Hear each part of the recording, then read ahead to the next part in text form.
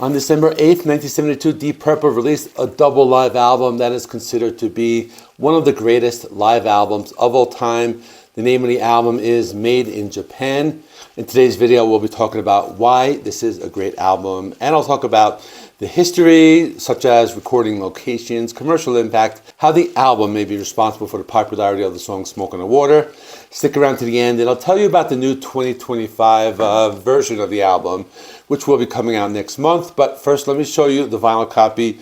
So let's get to that right now. Let's take a look at the vinyl record. I bought this at a Mexico City street fair. So some of this is going to be in Spanish, as you can see right here. But it's kind of an older version, not in the best condition, but still very good. Here you can see it's not doing so well there, but here's the gatefold here. And here are the songs. So it tells you the date when they were recorded. That's really cool. And you can see side 4 has Space Truckin all on one side. I'll talk more about that later. There are the band members, the people who worked on the album, and I'll be talking a little bit more about that later. And there is the other side of the gatefold. Let me flip it over now. Here is the back cover, and it has the songs in English and Spanish with the date they were recorded. So you can see right there. Here is a photo on the back cover, and there's some more stuff right there. Let's look at the records. It's black vinyl. Here is the EMI label, Deep Purple, Made in Japan. And this one has the 2 tracks, Smoke on the Water and The Mule. And this is the other side, which is actually side 1 of disc A, Highway Star and Child in Time. And the same, let's get to the video. Made in Japan was recorded during the first tour of Japan in 1972. It was first released on December 8, 1972 in Japan, then later in the UK and the US in 72 and early 73. The pressing that I have was released in 1973. The album captures Deep Purple at the peak of their live performance power. The album features extended versions of songs, mostly from their albums In Rock, Fireball, and Machine Head. Notable tracks include the iconic Smoke on the Water, Child in Time, Highway Star, and Space Truckin. The performances show the band's signature heavy metal and hard rock style. Also includes extensive solos by guitarist Ritchie Blackmore and keyboardist John Lord. Not only that, it features the powerful vocals by Ian Gillan. The album was recorded in multiple locations. The live recordings were made at Festival Hall in Osaka and Nippon Budokan in Tokyo over 3 nights, taking place on August 15th through 17th in 1972. The album also has engineer Martin Birch, who recorded the shows on 8-track tape. At first, the band didn't want to release a live album, but the Japanese record company insisted it would be good publicity, leading to the album's production under the band's supervision. You may be wondering, what did the critics think of the album? I'll talk about that later. But basically, it was an immediate commercial success, especially in the US, where it helped propel Smoke on the Water into the top 5 of the Billboard Hot 100. Here's some interesting trivia about Smoke on the Water. The song was included on their album Machine Head.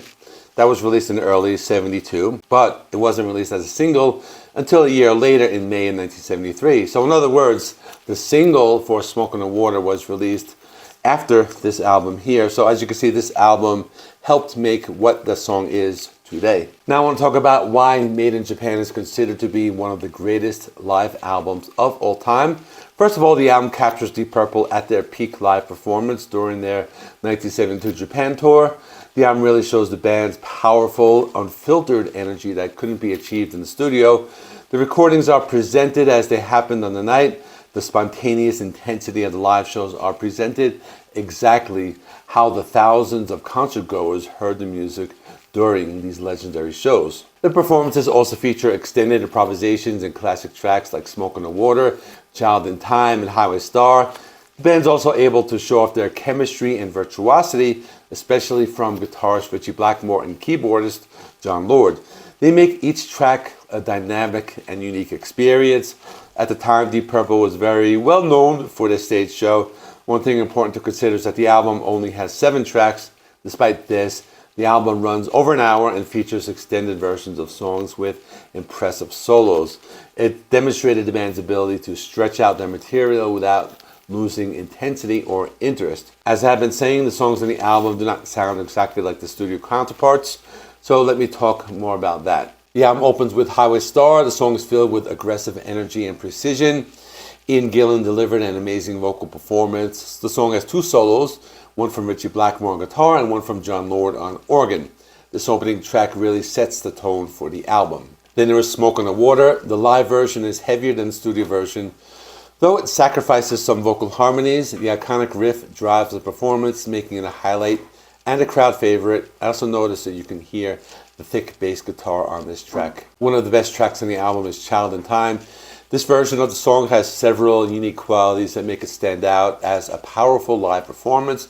First of all, Ian Gillan delivers one of his most passionate and dynamic vocal performances. The song builds from a haunting, slow introduction to his soaring, anguished screams in the higher octaves. His voice conveys both vulnerability and explosive power. But he's not the only key player on the track. Ritchie Blackmore's solo in this live version is longer, faster, and very precise. Rather than just showcasing the speed, it tells a musical story full of tension and release, complementing the song's anti-war theme and adding to the track's dramatic intensity.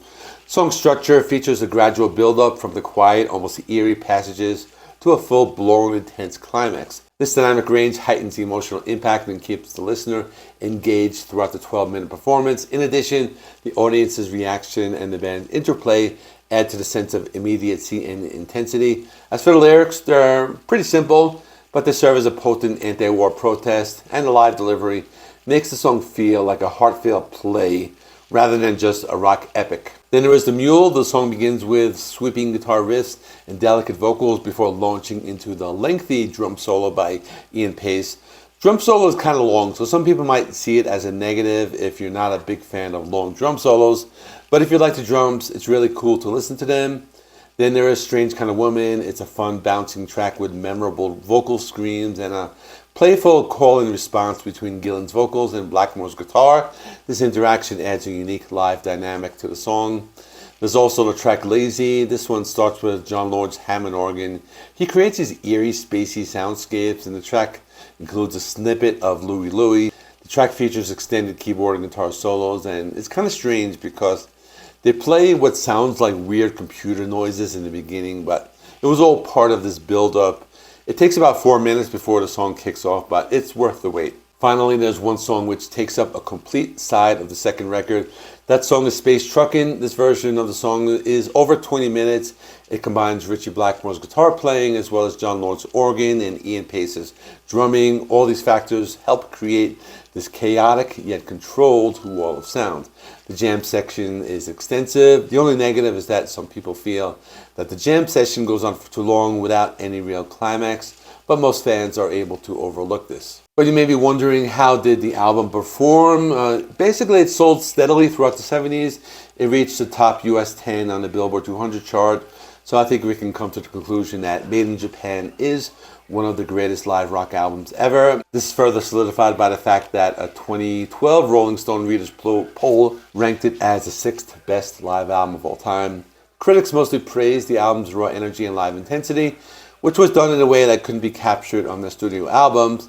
The album really captures that era's hard rock and early heavy metal live sound. It became a commercial success and helped cement the band's reputation worldwide. Finally, I want to talk about the 2025 edition of Made in Japan. It's a comprehensive super deluxe release celebrating its 50th anniversary. It was released on August 15, 2025, exactly 52 years after the first concert recorded in Osaka. The album is available as a 5-CD Blu-ray set and a 10 LP vinyl box set. It contains newly remixed versions of all 3 concerts from the 1972 Japan tour, 2 shows in Osaka and 1 in Tokyo, plus the original album remixed in stereo and Dolby Atmos by producer Steven Wilson. If you want some more Deep Purple, check out my video on Burn, which I recently recorded. In the meantime, thanks for watching. Please give this video a like. It helps me with the YouTube algorithm. Please subscribe if you have not already. I do content related to physical media on this channel. Thanks for watching, and I will see you in the next one.